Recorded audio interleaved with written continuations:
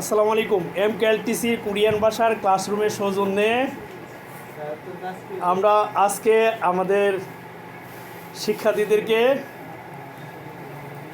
আমরা সাধু থেকে চলিত ভাষার টেন্স ভিত্তিক প্র্যাকটিস করাচ্ছি।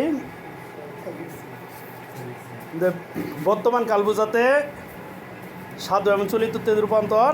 আবার এটা করছেন কি সাল সুমনিদা, উনি এটা করেন আলাদা আলাদা, যে আমি যেভাবে করছি বারপ্লেকা, পরে বর্তমান কাল, পরে হচ্ছে বর্তমানকালে সাধু চলিত, আবার অতীতকালে সাধু চলিত। বর্তমানকালের গঠন হলো সাবজেক্ট প্লাস অবজেক্ট প্লাস বার প্লাস মনিদা অবলিক সুমনিদা। আর অতীতকালের গঠন সাবজেক্ট প্লাস অবজেক্ট প্লাস বার প্লাস অসুমিদা সুমিদা। হ্যাঁ হয়েছে, তুফাইল আহমেদ, মাশাল্লাহ।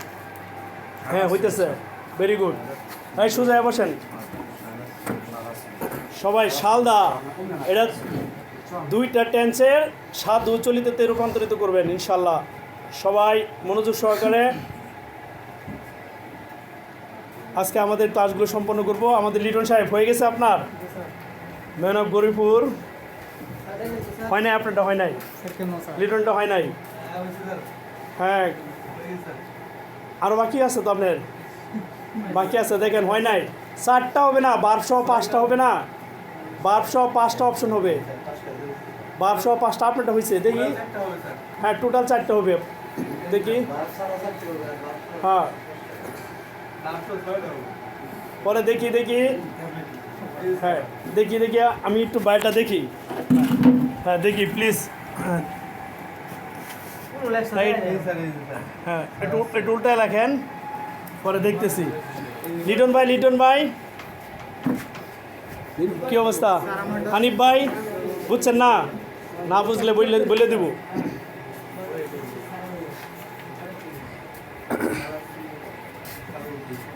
ইনশাল্লাহ আপনারা সবাই ভালো করবেন, আস্তে আস্তে ঠিক হয়ে যাব, আমি দেখতেছি। তো বেলা আপনার খাতাটা দেন তাদেরকে, ওই যে বাইরে গেছেন দেন কি সমস্যা হয়েছে।